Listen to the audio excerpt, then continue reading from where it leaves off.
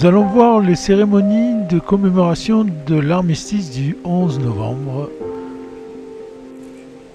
Celles-ci se sont déroulées à Isola, Saint-Dalmas-le-Selvage et Saint-Étienne-de-Tinée. Pour des raisons de fluidité, vous allez les voir les trois en même temps. Nous commençons ici donc à Isola.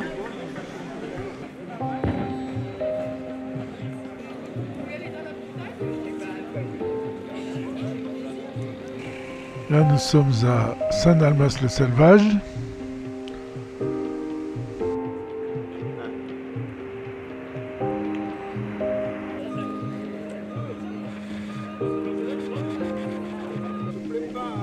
Et ici à Saint-Étienne-de-Tinée.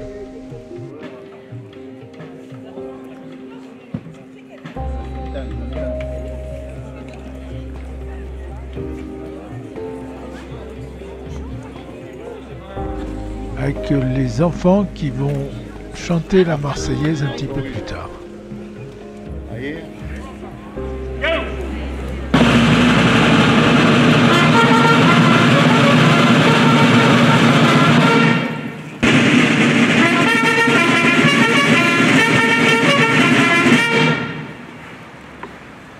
Nous sommes réunis aujourd'hui à Isola pour la cérémonie du 90e anniversaire de l'armistice du 11 novembre 1918.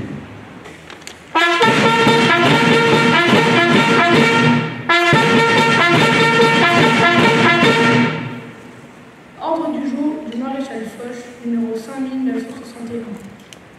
Le 12 novembre 1918, le maréchal Foch adressait de son quartier général de Senlis ce message bizarre.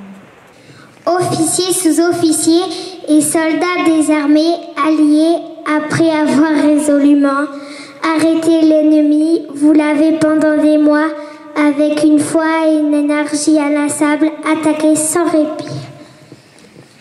Vous avez gagné la plus grande bataille de l'histoire, sauvé la cause la plus sacrée, la liberté du monde. Soyez fiers d'une gloire éternelle. Vous avez paré vos drapeaux. La postérité vous garde sa reconnaissance. Commémoration de la victoire et de la paix. Hommage à tous les morts pour la France. Message de la secrétaire d'État auprès de la ministre des Armées, 11 novembre 2017. 99 années ont passé depuis cette fin de matinée où... Ce 11 novembre 1918, à 11 h, sur le front, les clairons ont surgi pour sonner le cessez-le-feu. Un conflit de 4 ans et demi s'achevait alors. Si l'avant et l'arrière communient dans la fierté nationale, c'est aussi le temps du deuil qui commence, face aux pertes considérables, tant civiles que militaires. La Grande Guerre a profondément bouleversé les nations européennes. Les équilibres mondiaux sont durablement modifiés. Cette année, nous célébrons plus particulièrement le centenaire de 1917.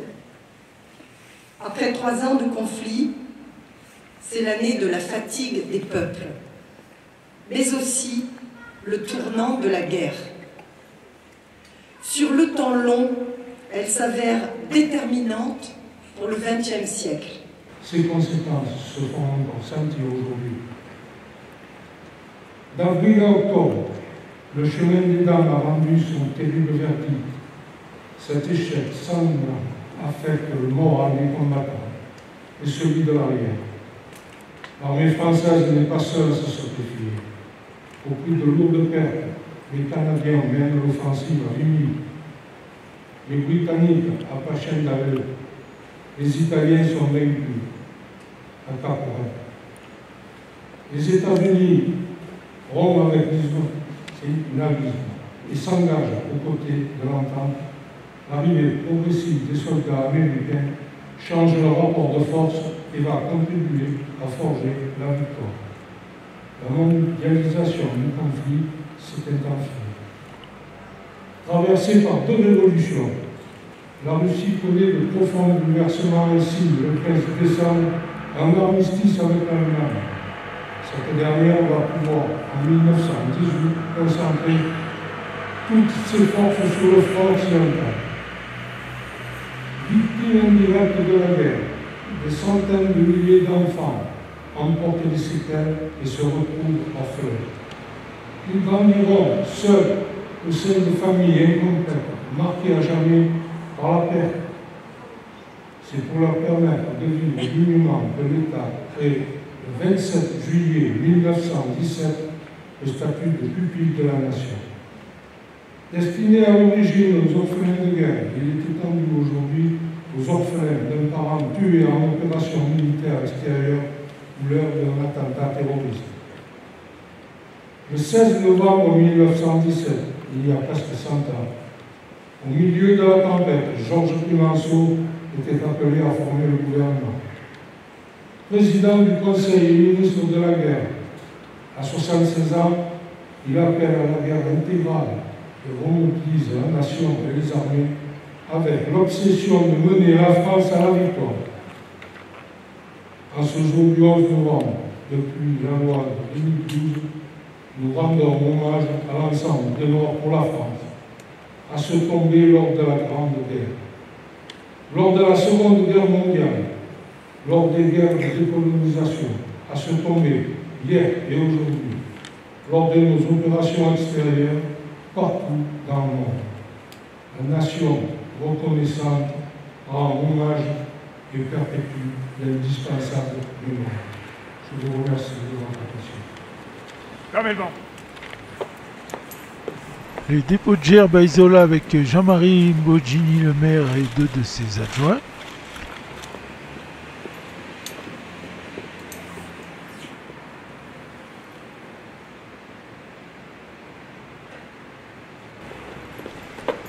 La gerbe du département avec Caroline Miglior et Serge Covin, le président des anciens combattants.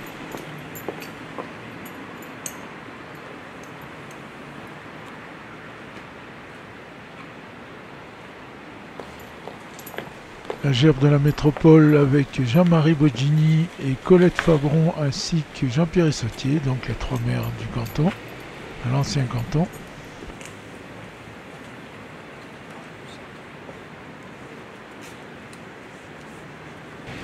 Et la gerbe du député avec donc Marine Brunier, députée des AM, et Anthony Joubert, député junior.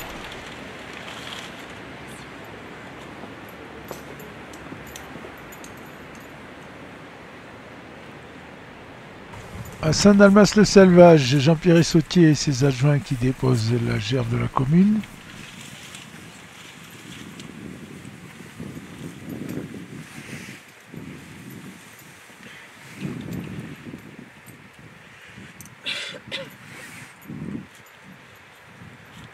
La gerbe du département déposée par Caroline Miglior et un représentant des anciens combattants.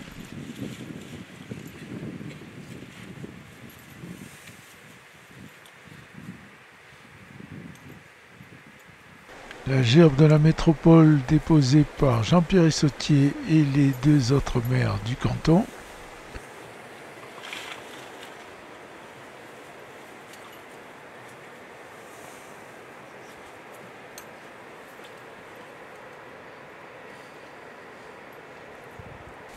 Et la gerbe de la députée des AM déposée par Marine Brunier et le lieutenant-colonel Fix.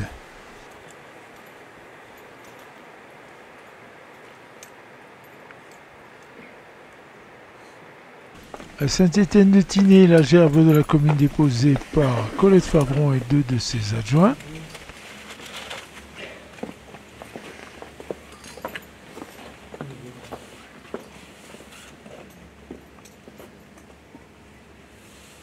La deuxième gerbe déposée par Caroline Miglior et le représentant des anciens combattants Adrien Lotto.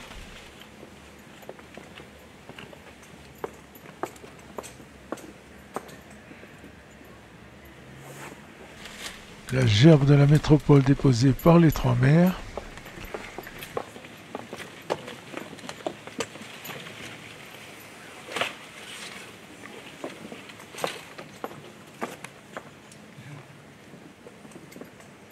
La gerbe de la députée déposée par elle-même, donc Marine Brenier et le colonel Fix.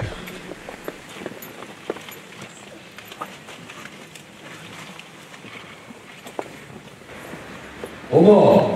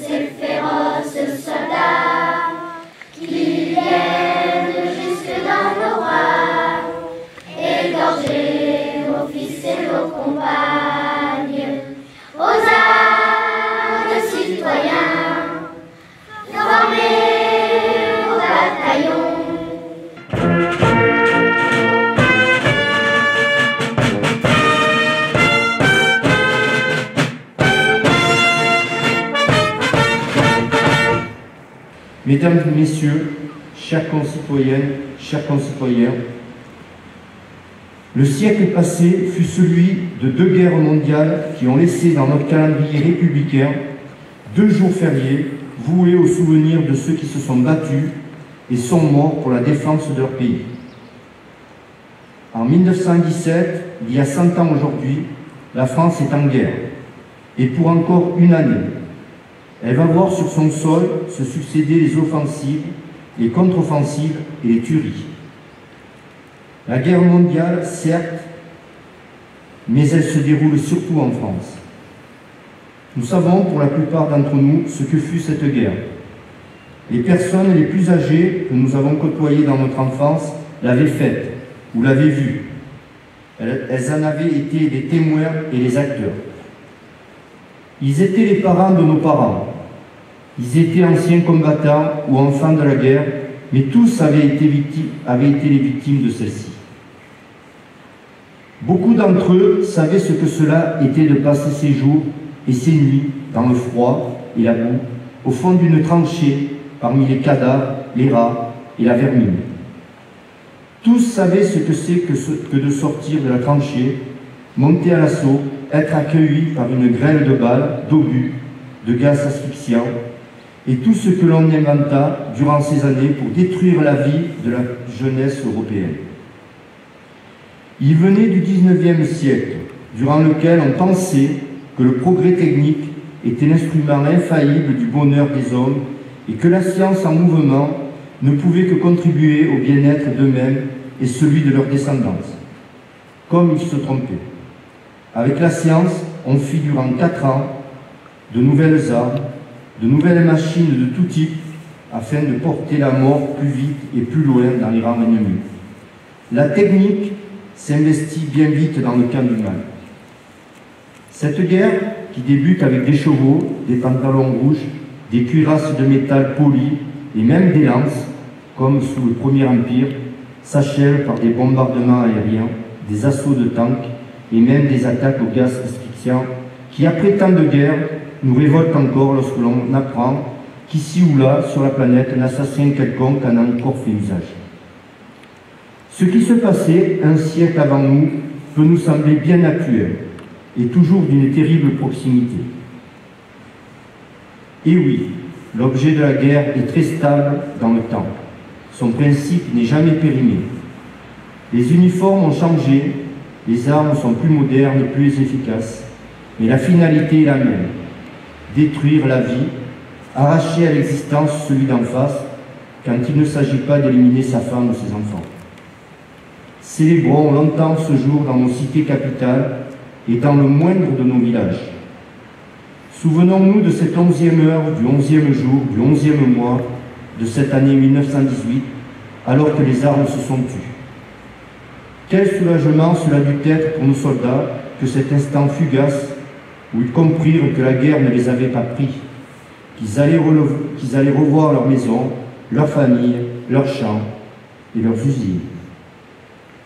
Célébrons surtout avec gratitude les soldats anglais, américains, canadiens, australiens et néo-zélandais qui parfois de l'autre bout du monde sont venus défendre cette terre qui n'était pas la leur et dans laquelle tant d'entre eux sont couchés pour l'éternité.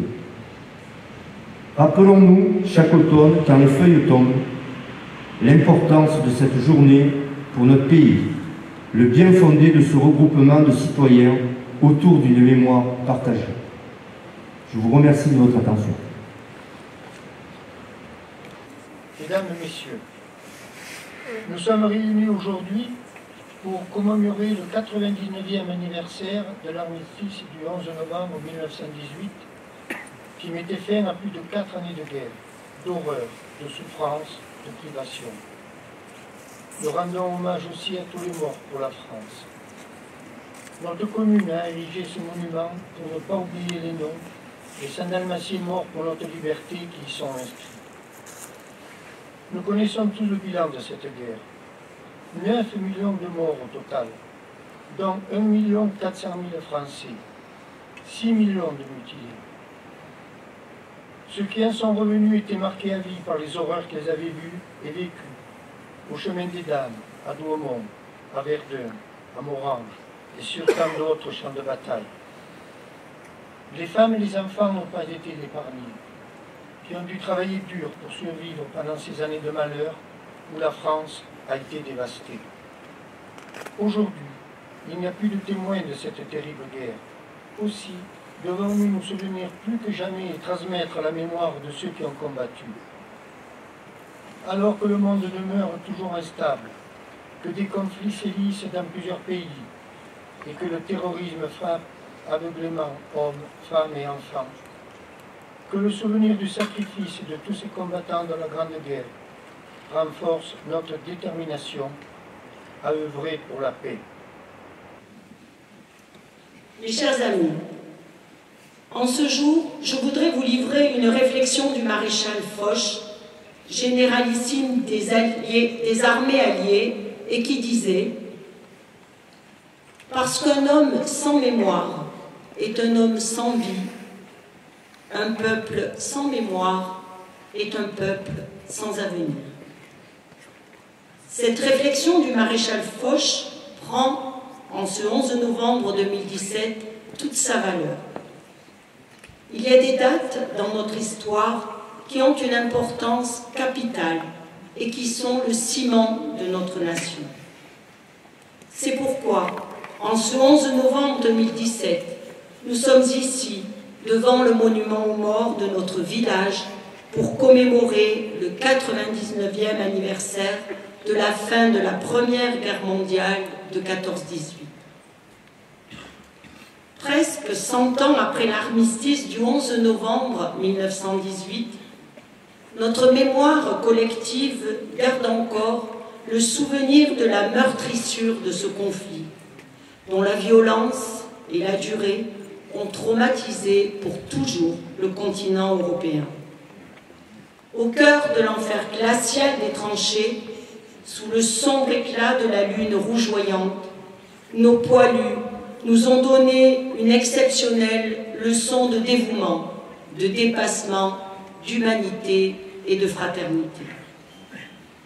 Pour notre nation, ces hommes et ces femmes mobilisés à l'arrière du front n'ont jamais cessé d'animer, même au pire moment, le feu de la liberté et de l'espérance, et la promesse de lendemains heureux.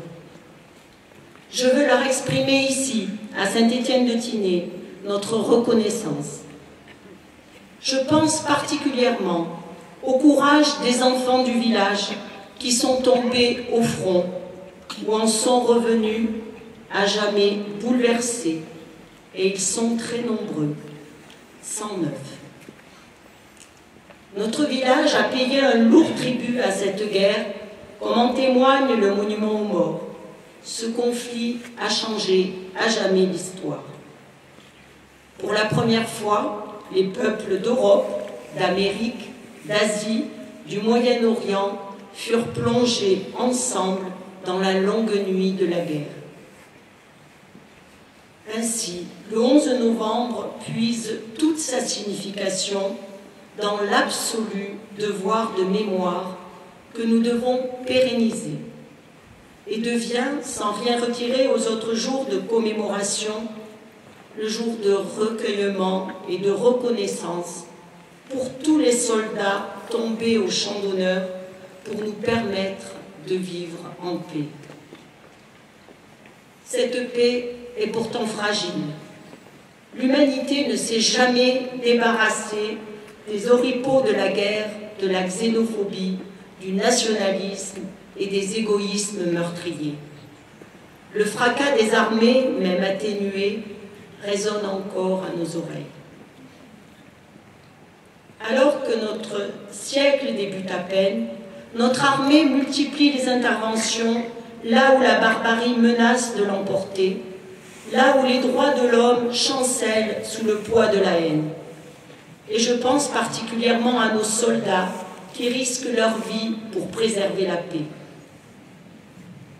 Je veux saluer le sacrifice passé et présent de tous ces soldats qui bravent le danger pour préserver la liberté partout dans le monde.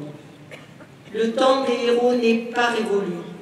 Ils sont nombreux encore, ceux dont la noblesse du dévouement appelle de notre part une immense gratitude.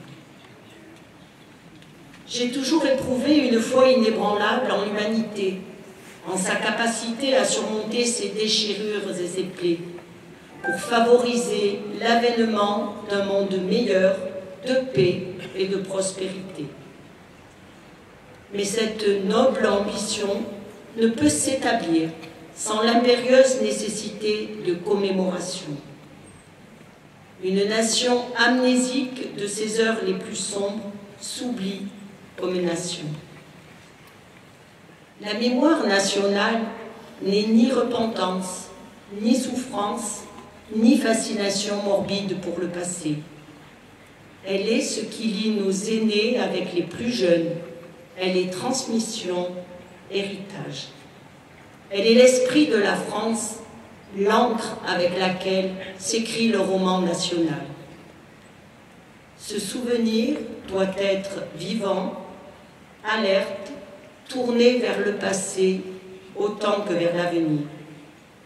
Et je voudrais aujourd'hui remercier chaleureusement les anciens combattants, ici présents parmi nous, pour leur remarquable travail de mémoire et de transmission. Je veux également en ce jour avoir une pensée pour les victimes du terrorisme, de la barbarie, de la folie des hommes, et pour leurs familles durement éprouvées. Plus que jamais, nous devons réaffirmer nos valeurs, nous entraider pour nous relever et vaincre cette barbarie.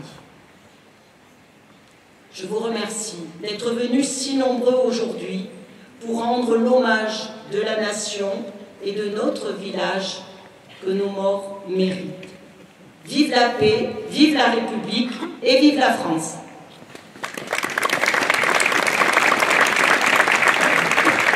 Et c'est donc tous ensemble que nous rendons hommage aux Français qui ont donné leur vie pour la patrie. Aujourd'hui, nos pensées se tournent avec respect en direction des combattants de la Grande Guerre, conflit qui, en raison de son ampleur, a durablement marqué notre conscience collective, car aucun village, aucune famille n'a été épargné, comme en témoignent ces noms inscrits sur le monument aux morts. Mais cette journée, c'est également l'occasion d'avoir une pensée pour ceux qui ont péri ces dernières années, aussi bien sur le sol français qu'à l'étranger, victimes de ces attentats. On le sait, la menace est constante, notre vigilance doit être de chaque instant, et nos forces armées sont mobilisées au jour le jour, alors que cette journée nous permet également de leur témoigner toute notre reconnaissance. Nous vivons avec cette menace quotidienne. Notre vigilance doit être de chaque instant. Nos forces armées sont mobilisées au jour le jour. Que cette journée soit également l'occasion de leur témoigner notre reconnaissance sincère pour leur action au quotidien, eux dont le simple fait de porter l'uniforme leur fait courir un risque. Et mes derniers mots, je veux les adresser aux enfants ici présents, les remercier pour leur présence active à cette cérémonie, féliciter également les adultes qui les ont accompagnés dans cette démarche, et je dois dire que je ressens toujours une émotion particulière quand j'entends notre Marseillaise entonnée par des enfants. La présence des enfants est, je le crois, essentielle à ces cérémonies, ces enfants qui incarnent notre avenir, que nous devons éduquer avec l'amour de ce pays qui doit grandir en connaissant l'histoire qui est la nôtre afin d'éviter les errements du passé. Notre présence aujourd'hui au pied de ce monument aux morts témoigne de cette volonté de ne pas oublier le passé, les combats menés par nos ancêtres et les leçons qu'ils nous ont laissées en héritage, car à n'en pas douter, la connaissance sera toujours le meilleur des remparts face à l'obscurantisme. Je vous remercie. Mesdames et messieurs les élus, mesdames et messieurs les porte-drapeaux, chers Isoliens, il y a 99 ans, jour pour jour, le 11 novembre 1918, prenait fin l'une des guerres les plus meurtrières de l'histoire, la Première Guerre mondiale. Elle marqua profondément notre histoire contemporaine. Pour comprendre les souffrances endurées, l'horreur de la guerre, il nous suffit aujourd'hui de lire les trop nombreux noms et prénoms inscrits sur ces monuments aux morts. Derrière chacun d'eux, il y a un orphelin, une mère ou un père, auquel a été annoncée la pire des nouvelles. C'est une douleur qui a touché bien trop de familles isoliennes, bien trop de familles françaises. Ils ont combattu jusqu'à l'extrême limite de leur force physique. C'était bien souvent leur famille restée au village et l'amour de la France qui les portait à bout de bras dans ces combats de l'horreur. Nous n'avons aucun doute sur notre appartenance à une communauté de destin, la France. Nous sommes reconnaissants à l'égard de ces soldats, mais aussi de ces civils, qui sont restés fiers dans nos principes républicains. Nous n'avons aucun doute sur notre fidélité à nos valeurs de liberté, d'égalité et de fraternité. Nous restons attachés à l'Europe, cette entreprise de paix, même s'il est vrai qu'elle devrait être profondément réformée. Cette blessure de la guerre ne s'est jamais refermée, et près d'un siècle plus tard, nous n'oublions pas les souffrances endurées. Cette histoire nous appartient. Nous devons bien sûr la raconter inlassablement et toujours avec le même respect pour ces héros. Nous devons aussi faire vivre ce souvenir.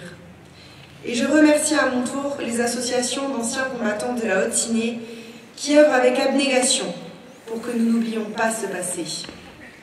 Il est le ciment de notre nation, les fondations sur lesquelles notre communauté nationale s'est forgée une volonté, celle de défendre nos libertés. Cette histoire parfois tragique, parfois injuste, nous soude autour de notre amour de la patrie. Je pense ici avec émotion aux 86 innocents fauchés par la barbarie sur la promenade des Anglais le 14 juillet 2016. Je pense aussi à toutes ces victimes du terrorisme, bien trop nombreuses. Et malheureusement, l'actualité nous rappelle ce triste anniversaire de l'attentat du Bataclan dans 2 jours seulement. Elle nous rappelle aussi que se battre et se souvenir de ceux qui avaient le sens du devoir et l'amour de la patrie chevillé au corps est un devoir. C'est avant tout cette impérieuse nécessité. À l'Assemblée nationale, je n'ai cessé d'être force de proposition pour renforcer notre arsenal législatif en matière de lutte contre le terrorisme. Comme nos anciens, comme vos élus, je poursuis ce combat contre l'obscurantisme et pour la liberté. Même s'il a changé de visage, le combat perdure. À nos soldats de la Grande Guerre, nous leur promettons de rester dignes, fiers et d'honorer leur legs. À nos jeunes, nous leur disons que ces héros ont défendu avec bravoure les couleurs de leur pays. Sans être nécessairement des militaires, nous avons tous, chaque jour, à choisir notre destin. Simples citoyens, nous pouvons nous aussi faire preuve de courage et d'engagement pour notre patrie.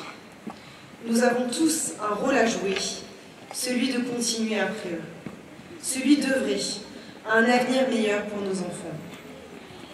Au sein d'une association de village, d'un comité des fêtes ou de l'équipe municipale, nous devons surmonter les difficultés du présent, nous rassembler et mener ensemble des actions qui nous permettront de vivre mieux, de vivre libre, de vivre dans la paix. Je vous invite tous et toutes à puiser dans ces symboles du 11 novembre la force de trouver en votre voisin un allié pour relever les grands défis auxquels est confronté notre pays. Au-delà des divergences, des rivalités, des croyances partisanes, soyons audacieux ensemble, soyons unis, soyons fiers d'être les héritiers de ces héros de la guerre. Méritons la liberté que nous leur devons. Vive la République et vive la France!